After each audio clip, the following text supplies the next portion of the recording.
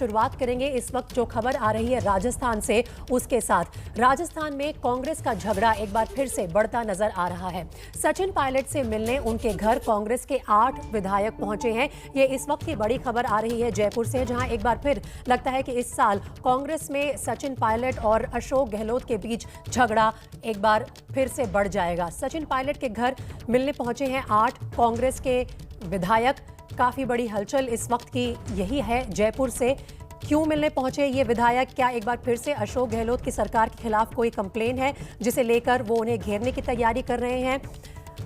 पिछले साल का सचिन पायलट का और अशोक गहलोत का जो झगड़ा था, उससे अभी लोग उभरे तक नहीं हैं, लेकिन एक बार फिर से ये हलचल तेज हो गई है। मनीष शर्मा हमारे संवाददाता जयपुर से हमारे साथ जुड़ रहे हैं। चलिए सीधा चलते हैं उनके पास। मनीष, क्या कुछ खबर है आपके पास? ये विधायक क्यों पहुंचे हैं सचिन पायलट के घर?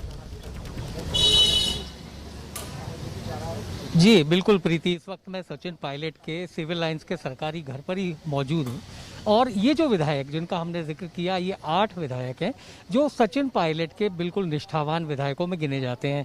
इन लोगों की जो मुलाकात हुई है वो अलग अलग हुई है, यानी कि एक विधायक आया और उसके बाद उनके जाने के बाद दूसरे विधायक आए। अब से कुछ देर पहले रामनिवास गावड़िया, जो कि परबतसर नागौर से विधायक है, वो भीतर गए हैं और इस वक्त उनकी सचिन पायलट के साथ मुलाकात हो रही है। इस पूरे मामले को तमाम विधायक जो मिलकर लौट रहे हैं, उनसे जब बातचीत की जाती है तो उनका ये कहना है कि कल राजेश पायलट यानी सचिन पायलट के स्वर्गीय पिता की जो पुण्यतिथि है उसे लेकर मिलने आए हैं। हालांकि सचिन पायलट साफ तौर पर कह चुके हैं कि इस बार कोरोना की वजह से कोई भी कार्यक्रम नहीं होगा, जो भी होगा वर्चुअली होगा। लेकिन ये अंदेशा जताया जा रहा है कि कुछ विधायक कल कांग्रेस के महंगाई प्रदर्शन के बाद जो भंडाना, वो जो जगह है जयपुर और दौसा के बीच में जहां पर स्वर्गीय राजेश पायलट का एक्सीडेंट हुआ था, उनकी मौत हुई थी, तो उनका समाधि स्थल वहीं पर है, तो कुछ विधायक जा सकते हैं। हालांकि हम बार बार इस बात को दोहरा रहे हैं कि सचिन पायलट खुद अपने स्तर पर मना कर चुके हैं कि कोई आयोजन नहीं होगा कोरोना के चलते।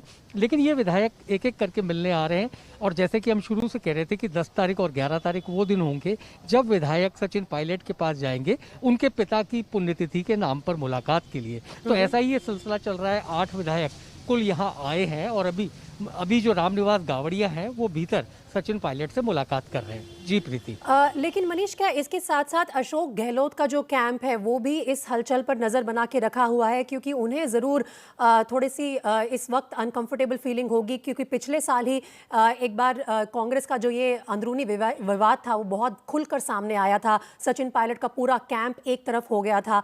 इस वक्त क्या उसके चलते भी कुछ अंदाजे लगाए जा रहे हैं कि क्या हो सकता है? जी बिल्कुल प्रीति, इसमें कोई दो राय नहीं है, क्योंकि अशोक गहलोत खेमा जो है उसमें स्वाभाविक तौर पर बेचैनी होनी चाहिए। और कुछ इस तरीके का एक नाम मैं यहाँ लेना चाहूंगा, विश्वेंद्र सिंह, जो कि पर्यटन मंत्री थे और पिछले बार जब बगावत हुई थी तो उन्हें बर्खास्त कर दिया गया था। कहा यह जा रहा है कि विश्वेंद्र सिंह ने अपना कैंप बदल लिया, लेकिन कुछ देर पहले विश्वेंद्र सिंह सचिन पायलट के घर पर आकर उनसे मिल करके गए हैं। हालांकि विश्वेंद्र सिंह ये दावा कर रहे हैं कि उन्होंने कोई कैंप नहीं बदला, वो अशोक गहलोत और सचिन पायलट के बीच में सेतु का काम कर रहे हैं। लेकिन खास बात यह है कि यही विश्वेंद्र सिंह से धर्मेंद्र राठौड़, जो अशोक गहलोत के काफी नजदीकी हैं, वो कल उनसे मुलाकात कर चुके हैं। तो क्या कोई अशोक गहलोत का संदेश लेकर के विश्वेंद्र सिंह सचिन पायलट के पास आए थे, या दोनों के बीच में सुलह का रास्ता निकालने की कवायद चल रही है? लेकिन कुल मिलाकर के एक बात तय है कि कहीं ना कहीं विरोध तेज हो रहा है, क्योंकि कुछ देर पहले जो वेद प्रकाश सोलंकी विधायक है चाकसू से, जब हमने उनसे बात की तो उन्होंने साफ तौर पर कहा कि कैबिनेट में SC/ST का कोई भी मंत्री नहीं है और हम चाहते हैं कि मंत्रिमंडल का विस्तार हो और इस वर्ग को पर्याप्त जगह मिले। तो अलग अलग जरिए से अपनी बात को कहने के रास्ते ढूंढे जा रहे हैं।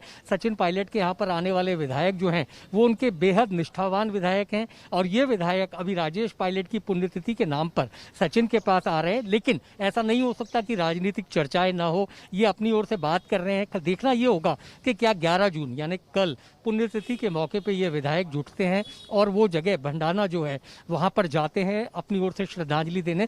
क्योंकि हमको ये नहीं भूलना चाहिए प्रीति की पिछली बार बगावत का जो बिगुल बजा था वो इसी दिन से बजा था। यानी एक बार फिर 1 साल बाद वही तारीख आ रही है, वही विधायक है और वही मुद्दे भी हैं। जी प्रीति। और मनीष, एक और बड़ी बात यह है कि दोनों ही नेताओं की तरफ से, चाहे वो खुद अशोक गहलोत हो चाहे सचिन पायलट हो, पिछली बगावत के बाद से खुलकर सामने सुलह करने की कोई भी देखा नहीं गया कि कोई भी मेहनत कर रहा हो। दोनों अपने अपने जगह पे शांत बैठे हैं, लेकिन इसका ये मतलब नहीं है कि पॉलिटिक्स शांत हो गई है कांग्रेस की अंदरूनी।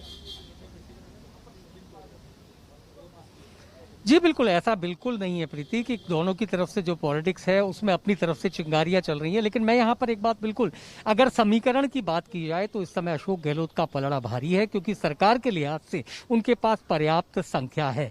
रही बात यह कि दोनों नेता अब तक अपने 1 साल लगभग 11 महीने होने को आए और चुप बैठे हैं। उसकी बड़ी वजह यह है कि आलाकमान ने एक समन्वय समिति बनाई थी। हालांकि अहमद पटेल का स्वर्गवास हो चुका है, वो उस समिति के सदस्य थे, लेकिन उसके 2 सदस्य केसी वेणुगोपाल और अजय माकन अभी भी हैं।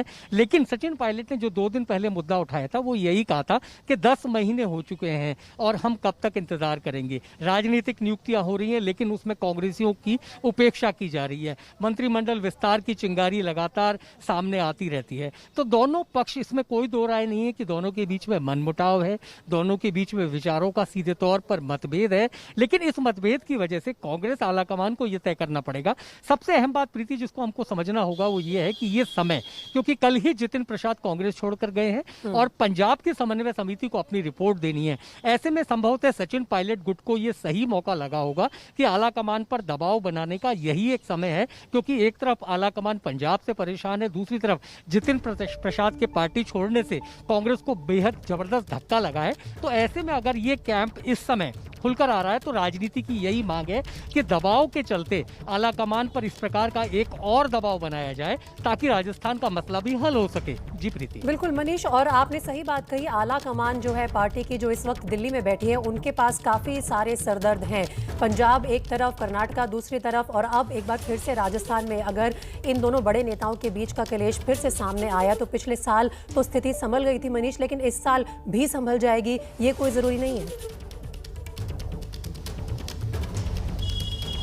बिल्कुल नहीं प्रीति, ऐसा नहीं होगा, क्योंकि इस बार पिछले साल की पुनरावृत्ति नहीं होगी। इस बार अगर होगा तो आर पार की लड़ाई होगी। अब ऐसे में अशोक गहलोत के विकल्प अगर हम ढूंढें तो वो एकमात्र विकल्प बचता है कि मंत्रिमंडल विस्तार हो पंजाब की तर्ज पर, जो फॉर्मूला पंजाब में चल रहा है, और उसमें सचिन पायलट खेमे के कुछ विधायकों को जगह दी जाए, राजनीतिक नियुक्ति में सचिन पायलट के लोगों को तरजीह दी जाए, तभी ये विवाद शांत हो सकता है। क्योंकि हमें सचिन पायलट के उन शब्दों पर भी गौर करना पड़ेगा कि मैं कांग्रेस में हूँ, मैं कांग्रेस में रहूंगा। हालांकि राजनीति में कोई भविष्यवाणी कभी काम नहीं करती, लेकिन फिलहाल जिस तरह से भंवर जितेंद्र सिंह ने खुलकर सचिन पायलट का समर्थन किया है, उससे एक बात तो ये साफ है कि सचिन पायलट को कहीं ना कहीं ये इशारा मिल चुका है कि अगर वो अपनी बात को, अपनी आवाज को बुलंद करते हैं तो उसका रास्ता निकलेगा। क्योंकि आलाकमान इस वक्त 2 तरफा दबाव में है, एक तरफ पंजाब, दूसरा जैसा आपने बताया कर्नाटक, और तीसरा जितिन प्रसाद का जाना। यानी कांग्रेस का कुनबा लगातार बिखर रहा है, और इस बिखरते हुए कुनबे को रोकने के लिए जरूरी है कि राजस्थान, जो सबसे बड़ा राज्य है कांग्रेस शासित राज्यों में, उसमें इस प्रकार की कलह को रोका जाए, अशोक गहलोत और सचिन पायलट को एक मंच पर लाया जाए। मनीष, इन सभी अपडेट्स पर आप नजर बना के रखिए, एक बार फिर से लौटेंगे आपके पास बाद में। फिलहाल इस तमाम जानकारी के लिए बहुत बहुत शुक्रिया।